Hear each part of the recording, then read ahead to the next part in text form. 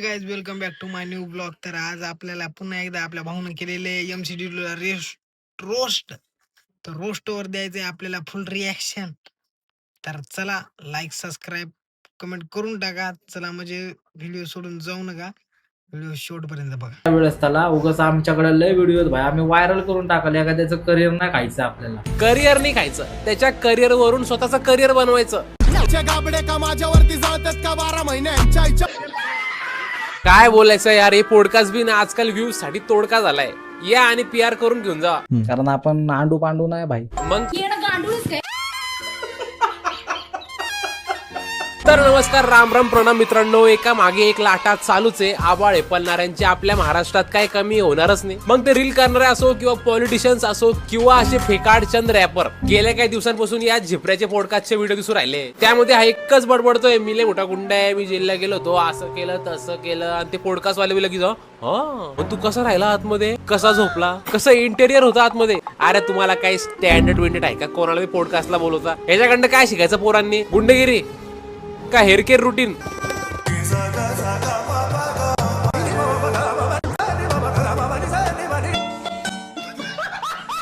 खरं सांगतो, याचे जेवढे बी पॉडकास्ट आले ना, पॉडकास्ट कमी एखादी डॉक्युमेंटरी वाटतेय गुन्हेगारवरती, सायकोलॉजी बिहाइंड अ क्रिमिनल. आणि हे सगळे त्यातले पॉडकास्टर त्याला बोलून त्याचा अभ्यास करताय एखाद्या सायकोलॉजिस्ट सारखं. क्रिमिनल लोकांचे न्यूरॉन्स कसे काम करतात, त्यांची इमोशन साइड कशी आहे. एमसी डिडो याच्याकडे डिडो भाई म्हणून बघितलं जाते का? आता बघितलं जाते कारण लोकांना ते माझं वन साइड दिसलंय ना भाई. अरे यार, याचं बी वन साइड होतं, पर्सनल साइड नाही दिसली. कधी माझी त्यांनी पर्सनल साईड नाही बघितली. माझी साईड लय सॉफ्टवेअर आहे भाई, लय नाजूक मनाचा आहे भाई. मला कोणी जरी बोललं नाही, एखाद्या मित्राने जरी मला अरे तुरे जरी बोललं ना, तरी माझे डोळे भरून येतात. लय लोक नीच आजकालचे भाई. मी जशाला तसं वागतो भाई. 4 गोष्टी तू माझ्यासोबत नीट बोल, मी नीट बोलणार. तू एक जरी शब्द मला वाईट बोलणार ना, मी डायरेक्टली कानाखाली मारणार. तू एक जरी शब्द मला वाईट बोलणार ना, मी डायरेक्टली कानाखाली. मित्रांनो, हा फेकाडचंद रॅपर खरंच रिअल आहे का नुसत्या मोठ्या मोठ्या बाता फेकतोय मला नाही माहिती. तुम्हीच ठरवा. आता हे आपण याच्यावरती आता काही टेस्ट घेऊ. पहिली टेस्ट आहे लुक आणि प्रेझेंटेशन. लोकांनी लय फायदा उचलला भाई. आपल्याला डिस वगैरे केलं भाई, गाण्यांमध्ये लय काय काय बोलून गेलं भाई. आपल्याला फरक नाही पडला भाई. मी आजपर्यंत लय भाई बघितले, पण एवढा कोणता ओव्हर कॉन्फिडन्स घेऊन चालत नाही. हा असा कोणता ऍटिट्यूड याचा VMPच्या एकतर्फी कवित्यासारखा, एकतर्फी वळतोय बोलताना, नाही का? जेव्हा कधी मी थंड खायचे, जसं की आईस्क्रीम, मला झिंजिणे आल्यासारखं व्हायचं आणि वाढतच चालला होता. मग लोक माझ्या हसून मजा घेतात नाही का? अरे लोयन तोंडाचे ते दिसतच तसं आहे. हसणं कसं आवरायचं माणसाने, सांग. केवढं विचित्र वाटतंय ते बघा, ते लुक. कुणाला हसू देऊ शकत नाही मी माझ्यावरती. अरे बापरे, मला सण नाही होत भाई. कोणी हसायचं नाही, हसू नका, सिरियस राव सांगतो. याला आवडत नाही, याला याच्यावर कोणी हसलेला पटत नाही. तुम्ही लपून छपून हसा याच्यावरती, कमेंट्स मध्ये हसा, पण याच्या समोर हसू नका. कोणी सांगतोय पहिलेच. याला इन्सिक्युअर माणूस याचा की इगो हर्ट होता. तुझी चड्डी धू का म्हणतात? ए बोय, सिरियस राहा ना भाऊ, कशाला हसतोय? चांगलं हिटेड आहे गाणं माझं. आणि हाय मी तसं ना का, मी अजून बोलतो भाई, हसून बोलतो भाई. हसून कशाला हसून बोलतो? माझ्यावरती हसणार मी, माझ्या बुलट्यांनी तुझे दात घासणार. बोडीडो भाऊ, एवढं फुगेरी बरोबर नाही. जरा लिमिट मध्ये ओव्हर कॉन्फिडन्स दाखव. याला असं वाटतं संजय दत्तला इन्स्पिरेशन मानलं, पांढऱ्या कलरचे कपडे घातले, लगेच भाई आपण बी संजय दत्त लाईट झाले. अरे ते कसलं दिसतंय, ते वास्तव नाही, व्हाईट चीज पास्तव झाले, त्यात ब्लॅक पेपर आहे. आणि संजय दत्त सोबत काम करायचा अनुभव कसा होता तुझा? माझा अनुभव असाच होता की 10 सेकंदाला जे त्यांनी पैसे घेतले ना, मला तर वाटतं की भाई एका वर्षात कमवलेले. हा, यांनी संजय दत्तला पैसे दिले याच्या गाण्यामध्ये यायला. लय मोठी गोष्ट आहे ना भाऊ, खरंच लय मोठी गोष्ट आहे. रियालिटी नाही. सगळा बजेट संजय दत्तच्या नादामध्ये खर्च केला, गाणं चाललं नाही. त्याने फक्त माझ्याकडनं वाटतं 10 मिनिटाचे घेतले ना, 10 सेकंदाचे म्हणतोय. तेरा ये गणित है ना, अपने दिमाग में नहीं बैठता है. ये दुनिया भर का टेंशन अपन क्यों पाते? तर नेक्स्ट आहे टॅलेंट टेस्टिंग. आता याच्यामध्ये टॅलेंट काय बघू आपण, जरा याची कलाकृती बघू, काय कला सादर केली आहे इतक्या वर्षापर्यंत. बघा. डेडिकेटेड टू यू संबाटा, तू माझ्या समोर टमाटा. संबाटाला टमाटा म्हणले भाऊने 4 वर्ष पहिले. अरे तुझी अवस्था काय बघा, त्याच्यापेक्षा बत्तर झाली. It's like young MC Dido Future मधल्या डिडोला डिस करतोय. तू माझ्या समोर टमाटा. आता टीव्हीत करून प्रसिद्ध व्हायचं नाही कुणाच्या मनात, आपले गाणे वाजले पाहिजे साऱ्या जनात. ही काय आयरनी होती. हा स्वतः डिस करतोय, याचं सगळं करिअर संभाटाला डिस करून बनलेलं आहे. हे तुला शोभतंय? डिस करून प्रसिद्ध होईत नाही कुणाच्या मनात आपले साले दोगले मादर. तुझ्या रॅप सॉंग्स मध्ये मी ऐकलं की फक्त शिव्या जास्त करून जाणवल्या मला. म्हणजे शिव्या देणे म्हणजेच रॅप सॉंग असं वाटतं का तुला? ए भाई, त्याचे पॉडकास्टच्या आधी तू गाणे ऐकले ना त्याचे कसे, हा, तरी त्याला हा प्रश्न विचारतोय. अरे त्याला तेच जमतं भाऊ, त्याच्याकडनं काय जास्त अपेक्षा लावतो अजून? हा, तुला कसं वाटतं? त्याला काय वाटतं बघ, तू ऐकून काय काय असल ते माझं मी बघील, मी तुझ्या तोंडावर हागील.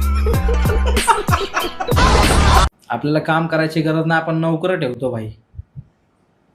आपल्याला गरज नाही भाई. माणसं कामाला ठेवतो. अरे आता 10 मिनिटं पहिले बोलला माझ्याकडे काही नाहीये, मी काहीतरी करतोय, कसं तरी करतोय म्हणे. मला माहिती आहे आज माझी परिस्थिती काय, मी कसा जगतोय मला माहिती आहे भाई.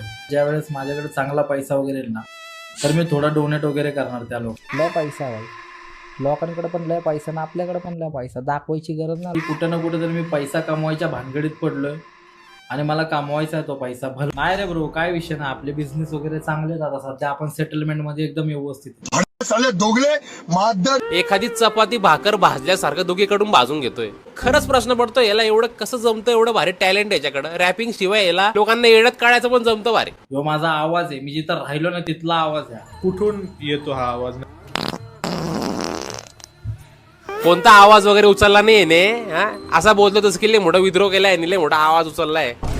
सगळ्या गाण्यात शिव्या नुसत्या भरल्या. जेव्हा आई वडिलांची इज्जत करतो त्यातच भेटतो मला सम्मान. काय मुद्दा उचललाय? वा, आई वडिलांची नेहमी इज्जत करा पोरांनो. खूप चांगला संदेश दिलाय त्यांनी या गाण्यामधून. या सॉंगच्या स्टार्टिंगलाच तरी चांगला सन्मान दाखवलाय बघा, त्या चायच्या बस्सीत रसगुल्ला. ताज्या आईच्या जेव्हा आई वडिलांची इज्जत करतो त्यातच भेटतो मला सम्मान. मी काय म्हणतो, आपल्या देशामध्ये असे गुंडे तर लय झाले, फुगरी बिगरी करता फालतू. त्यापेक्षा यांना धरा, यांचं काही पर्पज नाही आयुष्यामध्ये. यांचं एक मिशन बनवा, जसं धुरंधर तसं एक दलिंदर मिशन बनवा, यांना पाठवा तिथं याचं अननोन गनमॅन.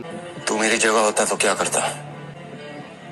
ताज्या आईच्या अरे दुनियादारी मांडली का हागंदारी? हा, काय बोलायचं तर याला? भाऊ मी जिथं राहिलंय ना, लहानपणापासून मी अशी दुनियादारी बघितली ना. पुऱ्या पॉडकास्ट मध्ये 10 वेळा ते एकच बोलले, माझी परिस्थिती बॅड आहे, माझी परिस्थिती बॅड आहे, संगत खराब आहे, त्यामुळे असं झालं हे झालं. नुसतं गरीब काढ. परिस्थितीच माझी अशी होती की मला हे भाग करणं पडलं नाही का. परिस्थिती बॅड आहे म्हणून मी असा झालाय. अरे अशा परिस्थितीमधूनच आहे ना मोठमोठे IAS ऑफिसर IPS ऑफिसर बनता. पण तुम्हाला गुंडच बनायचं होतं तर काय करायचं होतं? तिकडनं निघलो पाहिजे बाहेर. निघायचं पण आहे म्हणजे तिथंच राहायचंय मला, पण तिथंच राहायचंय तर निघायचं तिकडनं बाहेर मला. अरे हा एवढा कन्फ्युज आहे, मला खरंच डाऊट होतो, हा खरंच जेल रिटर्न आहे का हॉस्पिटल मेंटल असेल रिटर्न आहे काय माहिती. घडीत म्हणतो मला तिथंच राहायचंय, परत म्हणतो मला जेलला जाऊ वाटतं, इथं करमत नाही. इथल्या लाईफ पेक्षा भारी तिथली लाईफ आहे. अरे मग जा ना भाऊ, तिकडेच राहा ना भाऊ, कशाला इथं तोंड ताणतोय? जा बोलत गेलं कमबॅक. बाहेर काय चांगलं काम होत नाही, आतमध्ये चांगले कामं कर जा. म्हणजे जे बलात्कारीवर बोलला ना, यांना मारीन बिरीन भूमी असं तसं. मला आई शपथ सांगतो, मला जर का कळलं जरी असतं ना असं कोर्टात तारीख बिरीक असं काय, मी तिथंच टाकलं असतं त्याला. अरे मी तर खरंच म्हणतो, जा करून टाक भाई. होत असेल तर कर, पण नुसते बाम नको देऊ असे माईक समोर. माहितीये माईक समोर संताप असा दाखवला ना लोकांना, लगेच अशी पॉझिटिव्ह इमेज तयार होऊन जाते. पण मी पॉझिटिव्ह पसरायचा पण प्रयत्न करतोय. येस, निगेटिव्ह झालं, आता पॉझिटिव्ह व्हायला पाहिजे. पॉझिटिव्ह होणार भाऊ. Always stay happy, stay humble and always stay positive man. पण मी पॉझिटिव्ह पसरायचा पण प्रयत्न करतोय. जाऊ दे ना बुधवार पेठेमध्ये, तिकडे तुमच्या खरंच मित्रांनो, तुम्हाला काय वाटतं हे विद्रोह कोणावरती केलेला आहे? स्वतःवरती केलाय ना? दिसतंय ना तुम्हाला? हे असंच आहे, कारण मला तर असं वाटतं की ह्याचा एक असा अल्टर इगो आहे, 2 पर्सनॅलिटी आहे, दोघे एकमेकांना डिस करता असं. पण चव नाही आणि घरात माझ्या गहू नाही, आणि घरात माझ्या गहू नाही, तुझ्या घरात नाही गहू म्हणे LCD घेऊ. मी काय केलंच नाही, हा स्वतःला एक्सपोज करून घेतोय, इज्जत घालून घेतोय. मान्य याच्यात टॅलेंट आहे, पण तरी असे काय एडेचाळे करतो काय माहिती. याच्या रॅप मध्ये शिव्यांमध्ये रॅप आहे, तरी एवढं स्वतःचं गुणगान गाऊ राहिला, जसं की लय भारी लिखाण याचं. आम्ही फक्त नाही का म्हणजे फॅन फॉलोइंग साठी नाही करत, आम्ही सत्य वाचतो भाई. हा मग एवढं सत्य वाचतो की त्याच्यात काय तथ्यच नसतं. मित्रांनो, मला आधी सिरियसली याचा लुक बिक बघून असं भीती वाटायची, पण आता याचे एवढे पॉडकास्ट बघितले ना, सगळा सिरियसनेस चालल्या गेलाय. कोणता डॉन गुंडा जेल बद्दल एवढा गुणगान करतो, आज जेल बद्दल एवढा गुणगान करतोय, जसं की बोर्डिंग स्कूलचा पहिला दिवस कसा होता ते सांगतोय. की आतमध्ये असं नाही का फुगरीची लँग्वेज वगैरे सगळे इडे असतात, असले फुगिरे असतात ना. ए काय बोलला? हा हा हा 2 कॉलनीतल्या कुत्र्यांमध्ये मीटअप झाला. ए काय बोलला? हा हा हा डान्सिंग कार मधली फ्रिक्वेन्सी. ए काय बोलला? हा हा जेलमध्ये असताना तू हे रॅप सॉन्ग लिहितो हा आता. भाई. हे मी पत्रात पाठवले सर, कमीत कमी 200 पत्र पाठवले. ओ लॉर्ड डिल्डो 200 पत्र लिहिले जेलमध्ये, जसं की एखादा क्रांतिकारी फ्रीडम फायटर बदी जेल बसून लिहित होता काहीतरी.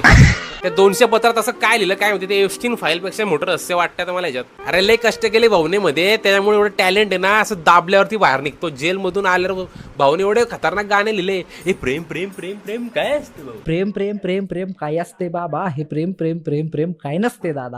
डीप लिहिलं होतं. अरे आहे रे भाई. हे कधी रिलीज होणार आहे? हे काय मस्का लावतोय भाऊ?